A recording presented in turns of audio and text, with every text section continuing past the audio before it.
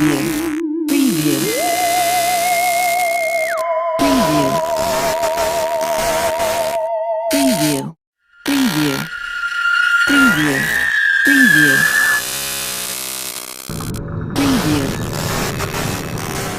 and welcome to another exciting edition of Sci-Fi EggHeads. Today we're going to be talking about a new show that just started called Superman and Lois. We're going to give you all our opinions of it. It's strictly our opinions, so we think you're going to love it. So make sure that you hit subscribe, that you hit the notification bell, and feel free to share it. And spoilers alert. Lots of spoilers coming.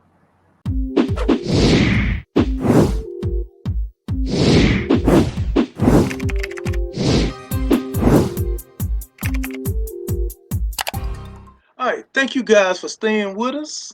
Now we're gonna go ahead and jump right in on the show Superman and Lois. We have as the two main characters. You got this guy. His name is Tyler Hoechlin. You guys might know him from The Road to Perdition, Teen Wolf, and of course Supergirl. He played in those, and now he's doing his own series here with Superman and Lois. And his co-star Lois played in Grimm. I think that's the only really major thing she did. So, just to say a little bit about these two actors before we go any further, I gotta say I have never seen a Superman with a part in his hair. He has a part at the side of his head. I've always seen the swoop, but I've never seen a part. And concerning her, and I don't mean to offend anybody, because I don't have any problem with people who have disabilities acting in roles, but I do like the roles to be accurate, and she just seemed a little cross-eyed to me. Wow. So, just throwing it out there, she's not the most attractive to me, but I know that they were going for a look of a very skinny brunette. But anyway, all right, so the synopsis of the story is, so he's left Supergirl and here and doing his own series, but you know, typically a Superman movie is going to do his whole background story. They did the whole thing in 15 minutes, his whole background story. They did a musical montage. And that's what I really like. I see, you know, I kind of referenced that when we were talking about WandaVision, how, you know, you just do everything we already know, squeeze that into 15 minutes. They did. Yeah, I mean, really, how many times we got to see his origin, right? Exactly. So they got his whole childhood. Well, the show starts with him leaving the planet, crashing into the yard, getting found, then him growing up, them raising him, him getting his powers, throwing the little thing through the house. His granddaddy, his dad died, Jonathan Kent. Then him getting married. No, I'm sorry. Then meeting Lois. Then getting married. Did all that in 15 minutes. So I thought, you know, it get kudos from me on that. What do you think? What were you thinking at that point? I'm actually gonna reserve my my opinion to a lot of the things that you want to bring out comes out, but the intro to me, it was very CW-ish. You know what I'm saying? That's all I can say. As far as the review, I think I'll just hold to the end. You know, maybe I'll just jump on the points, man, because I don't want to be a harbinger of bad news or anything like that. I don't want to give that impression. I just, you know, I want to be, what's the best way to put it? Non-intrusive, you know what I mean, on the conversation. I want to lend to it, but I don't want to just, you know, let my opinion be ominous before we even hear what's going on. Yeah. So the synopsis of this situation is, you know, they did a real condensed version of his background. Then after he gets married, it seems like the majority of the focus is on his twin boys. And, you know, they put the emphasis on one of them, Jonathan, but the actual power is going to be actually coming from Jordan. And I thought that was a nice little change up from the traditional method. So, and they got to focus on the young boys. So, you know, it's gonna draw the younger crowd because of those two. They got two handsome young men, so it's gonna draw the younger crowd. But then again, they threw enough Easter eggs in there to in references to draw people our age. For example, his first costume that we see, you know, as you can see, that's the original 1960 version of the comic, but that's the first costume we see when he there and he saves the kid. Then he shoots back up in the air and tips his hat off. I didn't like the way it looked on him, to be honest. I just didn't like it. But that was an Easter egg in itself. So Can I jump in on something before yeah. you get on that? Mm-hmm. You know what? I hated the fact that they took the underoos out of the costume development on the iconic superheroes that we grew up. You know, they always dressed with the underwear on the outside of the costume. You know what I mean? That's what made them a superhero. But someone said, "Oh, that looks so stupid." You know what I'm saying? Let me ask you something, man. Tights with a cape looks stupid anyway. You get what I mean? The underwear wearing on the outside is not going to detract from the fact that you got a cape on, high boots, and a tight form-fitting suit. You know what I mean? But I hated the fact that they actually took that out of the heroes' costume design. You know, now every no, I don't want to say every. Most cinematic comic characters that you see now, none of them wear the underoos on the outside. They always have the tight pants or some version of some kind of rock and roll outfit on the lower half, and then the regular superhero iconic outfit on the upper torso. Yeah. So they should have just stayed with that. You know what I mean? I hated the detract from what you were talking about, but I actually like that aspect of the Superman genre, but I see they're taking that away from us as well. Go ahead, bro. And I think that part of the reason they're doing that is because of the younger generation.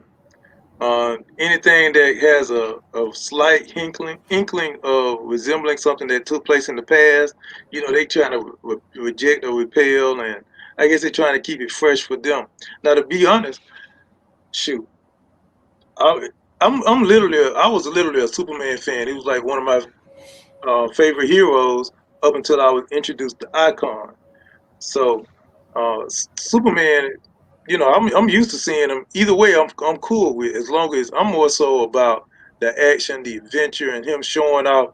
One of the things that always aggravated me watching Superman was, why this man can't use more than one power at a time? It's like he take turns doing his eye vision, then his freeze, and most of the time he forget he fast. It's kind of like this, E. You know, some people can't pat their head and rub their stomach at the same time. You know what I mean? Maybe if he get that 10,000 hours in, maybe he can perfect that thing. You know? Yeah. So, but anyway, back to the storyline. They're putting the focus on the young people, on Jordan and Jonathan. Now, I was beginning to think that they were trying to make Jordan into a villain in the making, but I'm glad that they kind of seemed like they went away from that when he started back talking to his dad. And I'm like, he finna be his antagonist. But they kind of started talking to he started talking to his dad at the end, and it was asking questions. It seemed like he was finna be a genuine good guy. But the way he revealed himself was by showing, rising up, showing that he could lift the truck. I thought that was pretty neat. But cinematic, I think they put most of their budget in making that scene. That it looked pretty good to me. That scene actually looked great to me. You know, if I had to critique any of this, well, I guess we are critiquing this whole show, but I would say that clip or that portion of the show was the best part for me, when he proved the fact that he was Superman and he lifted the truck up. Not only did he lift it up, he held it with one hand. It was like stages. Like, maybe you don't think I'm still Superman, so then he lifted the whole truck up. Oh, you don't think I'm Superman? Then he flies with the truck, and it actually looks great. You know what I mean? And but like I say, man, a lot of that other stuff, I'm gonna let you say what you got to say, because I'm not gonna hold back. I got you. Now, on this, the one thing that I really had problems with on this shiny scene, this shiny Superman scene, is that I love the outfit, but this the thing. Why is it that like on the previous image you saw him lifting the truck up? He ain't bulked out through the clothes, but then when he wearing the Superman outfit, he bulked. It's like that just made it unreal for me because he's gonna have the same muscles whether he's wearing a flannel shirt or whether he's wearing a Superman outfit. And that part, I mean, it looked good, but I think they should have been consistent. But also in that scene, I want to bring something out, something that I caught, and I'm gonna bring, and I should have put another image on there to reference it, but the scene where he has the shiny outfit with the padding. He was actually going to save Ace. I mean, going to put some ice in Ace chemicals to stop it from overheating. That name sounded familiar, and I know you recognize that name. Let me tell you where you recognize it from. Ace Chemical is the place where the Joker and Harley Quinn took their acid bath and got remade. Yeah, we know that. Yeah, What you talking about, bro? yeah. So it didn't stand out automatically. I had to look it up, but yeah. So What that's you had to look up Ace Chemicals, man. It's like yeah. one of I the was like, iconic that name buildings sounds from the familiar. Yeah, Tim Burton, man. I'm Vision, showing my age, Yeah. but yeah. So yeah, that's I think we talked about this, man. I don't get why. I understand why they do it in the comics, man, because they want to emphasize, strength through muscles and stuff, man. But you got to realize something about Superman. Superman is not strong because he lifts weights, man. He's strong because he's immortal and his molecular structure is different than a human, and it gives him the ability to absorb solar radiation to give him the powers that he had. In order for Superman to get bulked out, what's a good way to say that, man? Deezed up, you know what I mean? He actually will have to work out like a regular human being to get muscles because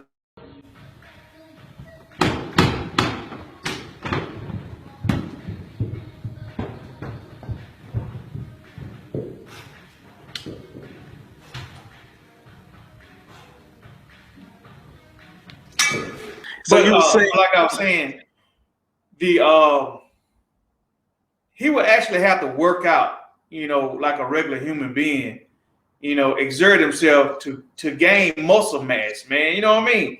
But Superman is so strong, he would actually have to sit there on a daily basis and work out with like a mountain or something. You know what I mean? Bench pressing a mountain like several times a day to bulk himself up the way they have him depicted in these shows and in the comics and stuff, man. To me, Christopher Reeve was the epitome of what Superman should have looked like. You know what I mean? As far as his physique, he shouldn't have been a physically imposing dude. You know what I mean? His stature should have stood for what he was. And that's another thing, man. I don't know if you took particular attention to the stature of this guy playing Superman, bro. It was so many shots that they shot from floor level up to make this guy not look short. Did you take notice of that? I did. I actually saw that Guy in is very Supergirl. short, man. To be Superman, Superman's supposed to be like what, 6'4"? Supposed to be huge, man. Mm-hmm. Yeah. I don't know about that, bro. If you're gonna do it, that's one thing about comic book characters, and when you develop them for movies and TV shows, they got to look the part first and foremost, or they're not gonna be believable, man. Yeah. And I guess that's why you harping on looks and this and that. You know what I mean? I know you said your little piece about Lois, but you got to think about it, man. Margot Kidder wasn't the best looking thing either, but she sold it, man. You know what I mean? Yeah. So I'm not. Yeah, I don't think he fell in love with Lois Lane because of the way she looked. I think he fell in love with her because of her spunk. You know what I mean? Mm-hmm. And she was very smart, intelligent wise. Intelligent, I should say. But you got to look the part first and foremost, man. If you're gonna portray these iconic characters on the silver screen, man, You can get away with these things sometimes, man. Like Hugh Jackman playing Wolverine. He was too tall to be Wolverine because Wolverine in the comics is like 4 foot something. You know what I'm saying? And they actually made that work because he just had the physique. You just forgave him. You know what I'm saying? Actually, people like that version of Wolverine far better than the short version. But when you're dealing with Superman, you can't go backwards. You can't go from 6'2", 6'4" to 5'7", 5'6". You know what I'm saying? I'm talking about what the raspberry beret video coming on in a minute. You know what I mean? Yeah. Yeah. So, I mean, Go ahead, bro. Yeah, that plus the part in his hair, that really killed it for me. That part, as I kept watching it, I just started ignoring it. But, oh man, when have you ever seen Superman with a part halfway down his head? Hey, come on. Well, that's the other thing, man. I give them those liberties, as far as hair, because you got to think about it. Dealing with the 50s, 60s, 70s and stuff, the hairstyles are going to change. I mean, you definitely couldn't bring what Christopher Reeve did to today's society. That joker looked crazy, with that wig on, you know what I mean? Superman wearing a wig, But, that little curl in front, it was kind of corny. It'll be corny now, man. So I give him that, Yeah, but he's got to look like a nerd, though. But yeah, I agree with that. Now I admit I'm just not feeling Lois. Well, Lana looked a little better, but Lois, man, I'm just not. I didn't even see the spunk that the other Lois had. But this other image of Superman that looked like he got on suspenders, that's got to be they introduced that outfit in Supergirl. I promise you, that's why I stopped watching it. I couldn't stand that outfit. But they did a lot of that stuff, man, because they was illustrating that the Superman that you may see today probably isn't the Superman that's in the movie because of the different universes, and this one, this Smallville character belonged to this universe, and this one is a new one to this universe. And the same thing with the Superman. You got all these different versions of it. But even if Superman looks different, his costume pretty much makes him what he is because the comic says his mom made it for him. You know what I mean? Mm-hmm. Yeah. She wouldn't, you know what I mean? It would be a basic costume. It wouldn't be anything just extravagant. I doubt Mark Kent put in a suspender cape for him. You know what I mean? I agree with you on that, bro. Yeah. I'm gonna tell you the irony to that image of him with the suspender cape. That image, I believe, comes from Injustice the game. And I know because I used to dress it. That was one of my outfits that I played when I played Superman. And I'm gonna tell you the irony, huh? So why you don't like it? Well, one, you changed the color up. The color was changed. He was like platinum color. Okay. But that just looked corny to me the way it does on him. But I'm gonna tell you the real irony. That outfit coming from Injustice, that Jordan was playing Injustice, and one of the characters that a lot of people get whenever you get Superman, some people get Superman because he's a hard character to beat, is Raiden, and that's who he was playing with. And I thought it was funny because they didn't tell us at that point that Jordan and Jonathan didn't know that his father was Superman. We had to kind of figure it out. So when he was playing and beating Superman butt, I thought he was doing it as a slap in his dad's face. I had to later learn that he didn't even know that his dad was Superman yet. I think they could have did a little better with that. Because I thought he was saying, "This how much I can't stand you, Dad," and he was killing him. But even that concept, that thought, that Superman at this time was in his prime, right? Mm-hmm. So the costume that he wore in his prime should have been the focal point.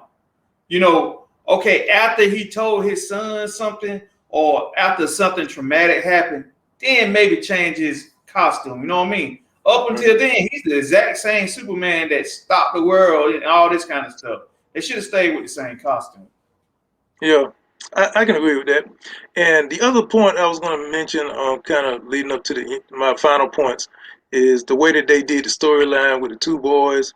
Like I said, I thought they were trying to turn Jordan into a villain, but then they had him developing a love interest, and then he turns out to be the one with the power.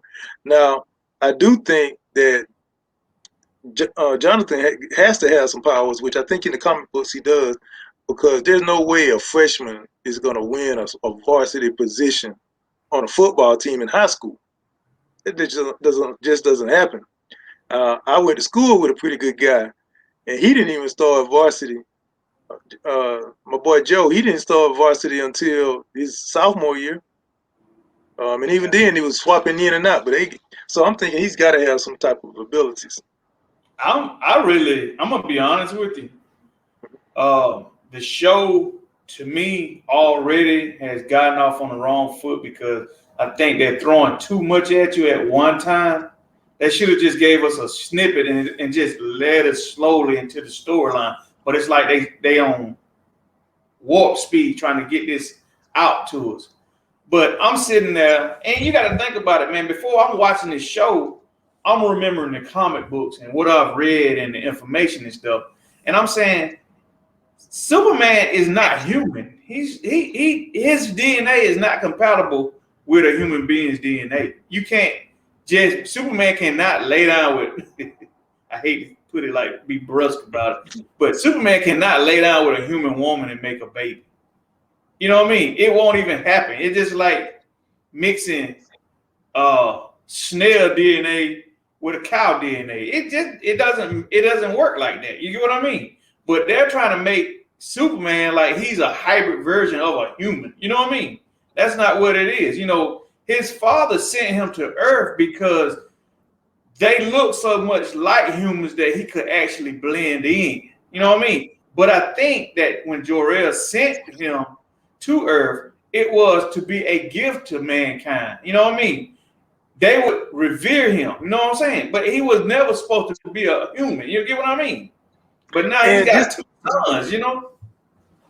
And just to add to that, like we were talked about earlier, the only way in the movie with Christopher Reeve, the only way he was able to mate with Lois Lane was if he gave up those Superman abilities. Otherwise, he wouldn't have been able to mate with her. He would have killed her. That's the other thing, man. You know what I'm saying? Did they do that? I mean, the only person that can do that is Jor-El. You know what I mean? Yeah. That's why I said they went into it a little bit too fast. Because you got to think about this, E. Superman DNA is like, just like they explained, man, like the Kandorians and all that kind of different things. They only had like one kind of structure of life. You know what I'm saying? They had the same reoccurring DNA time after time after time after time after time. Meaning on Krypton, that same DNA was just recycled over and over again. That way they always got the best of the best of the best. You get what I mean? So you cannot have a Superman that has anxiety. Do you know if Superman had anxiety, how could he control his heat vision? You know what I mean? It would be impossible. So what you just hit on might be how they're going to take the story. Because, you know, Smallville took him going through all those progressions. But maybe they just did it in fast forward and just didn't show him going through them, but going to show it in his children instead. Imagine Jordan and Jonathan going through puberty while they're developing their super skills. That's kind of what Smallville did all the seasons. Show him develop it out, bro. I remember watching that show. I'm like, when we gonna see Superman? Good gracious, you know what I mean? And you know he never flew until the very last episode of the last season. And it didn't look right either. It went too fast, you know. Yeah, it looked crazy. So But maybe they're gonna do it right with this one. I no, they can't do it right because it's all wrong already. You know, maybe if we found out that somebody actually cloned Superman and he gave the baby to somebody to raise him, you know what I mean? That he felt like was worthy. Because you got to think about it, man. Like I said, we always got to go back to the story. Superman is who he is because he was raised by Pa Kent and Ma Kent. You know what I mean? He was raised as a Boy Scout that could not be, what's the word I'm looking for? He could not be convinced to do wrong. You know what I mean? Mm-hmm. It was like he was like the ultimate Boy Scout. You know what I mean? If he was raised by anybody else, he would have never been Superman. You know what I mean? I got you. Okay. So now you got children that's got issues, which would be impossible for somebody like Superman. Because I go back to it, he's not human. He's an alien. You got to think first and foremost. Superman on a daily basis is actually dumbing himself down to be a human. You get what I mean? He's actually got the mental capability that far past humans, you know, their ability to think. You get what I mean? It's like complex equation that you go to college for is like second nature for him. He's super evolved, man. You get what I mean? People you got to go back to the essence of it, you know? do you think that he's capable of making himself be where he can mate with a woman?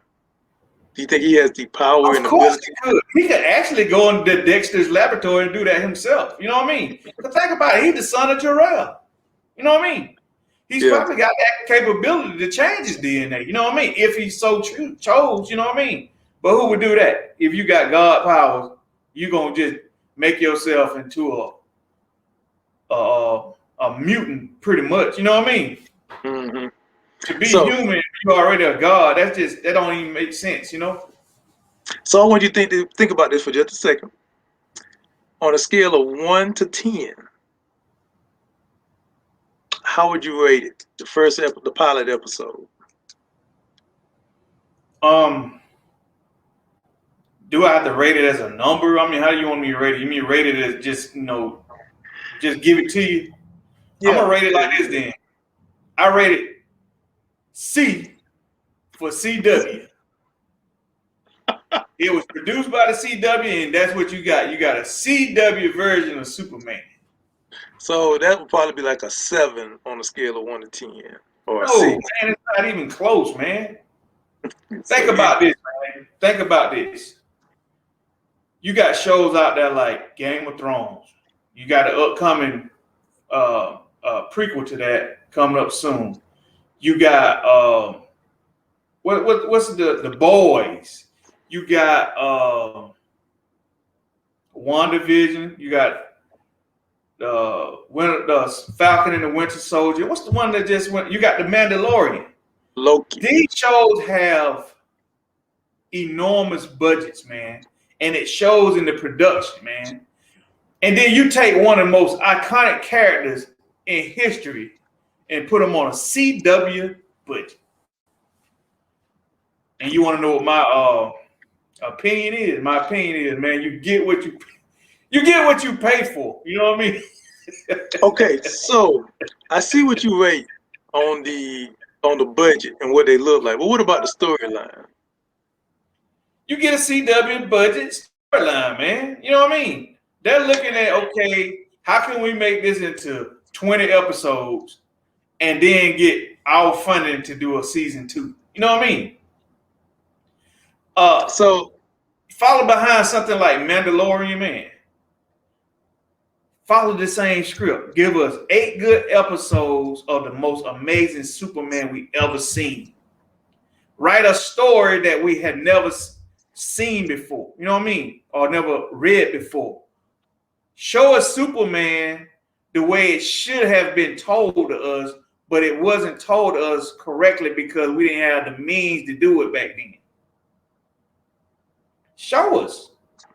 You know I what I can mean? feel that. Whole I can feel that. this whole episode could, to me, could have been explaining what makes a Kryptonian by Jor-El. You get what I mean? Okay. So this is what. Explain to me why Kryptonians didn't rule the whole universe. You know what I mean? Explain that kind of stuff to me. Mm-hmm. Before we even talk about Superman. They did have a series on there that did that with Jor-El. I forgot the name of it, but it was based more so on Krypton. You talking about that thing on yeah. Sci-Fi? Mm-hmm. Again, they didn't have a budget. You know what I mean? And why Superman can't get a budget, I have no idea. But I will say this. All right, before I give my assessment overall, I will say I'm a Superman fan, so I'm a little bit biased. But just to keep it fair and honest, I didn't like I'm not a fan of the actor for Superman. I'm just being honest. I just don't look like a Superman to me. Two, I already said my opinion about Lois. She just, she don't do it for me either. But those are my negatives. Also, I agree with you. How come I'm gonna come off of watching all the effects they got in WandaVision, Mandalorian, and then look at the effects they got on this? I'm like, come on, man, this a decade old. So yeah, I agree that. The special effects suck, and they gave you so many of them. I'm like, dude, man, you gave us like 1 million special effects. Now those are my negatives. Good special effect. Yeah, so special effects, yeah, terrible. We probably could have came up with a production using our equipment better than that. So those are my faults on it. My pros that I did like, I like how they gave me a different story than what I'm used to seeing. Because like the last 3 movies of Superman, they all kind of did the same thing. They gave me a different story. That's a plus for me. I also like how they condensed everything to first 15 minutes of his whole backstory instead of waddling us down in that again. And I also like how they did a little twist at the end because they had everybody thinking the one with the powers was Jonathan, but it was actually Jordan, the one that we were thinking was going to be the antagonist. So, with that said, I'm going to give it a kind of an even rating. He's got just as many foes as it does cons. So I'm going to say, I'm going to give you another episode to see. But right now, it's kind of like flat. It's not a total negative, not a total positive. And I know I'm a little biased, but I'm going to say it's kind of in the middle for me. If it was a 1 to 10, I put it at about a 5 or a 6. And that's weighing the pros and the cons. I'm expecting a little more. I got to admit, I'm disappointed. I'm more so disappointed by what I've seen and the actors, but I'm a little okay with the storyline. So, guess we're gonna see. So, with that said, did you have any other thoughts you want to give on? No, I don't want to dissuade anybody from watching this show, but be forewarned. You're not watching The Mandalorian, bro. You know what I mean? They're gonna give you exactly what they promised. You're gonna get a CW version of Superman, and well, I'm here to tell you, you're gonna see a lot of people watching that, binge watching that one weekend when they got nothing to do. I hate to see it. So I'm rooting. This is another show I'm rooting for. I hope it does better than what it did the first episode. Still rooting for Wanda. Still rooting for some other shows I'm watching. I hope this does pretty good. Now, just as a reminder, these are the shows we got coming up. We still got to do. We got to do that. Still gonna do that special on Monica Rambeau. Still gonna do our special tech episode where we're showing you guys new tech, and of course we're gonna revisit the next episode of WandaVision to see what our thoughts and opinions was on the next episode, episode 8. And with that said, this has been your boy E. Murph, the one and only, joined with. That's right, man. Django 3K. And we just want to remind you guys, subscribe to the channel. If you like the content, go ahead and subscribe. And if you don't like the content, subscribe. Yeah. If you don't like it, root for the losing team, you know what I mean? Yeah. Root for the fellas. and hit the notification bell so you'll know when our content drop. And feel free to share it. Feel free to share it. Definitely do And that. we're out. Y'all have a good night. Peace. Peace.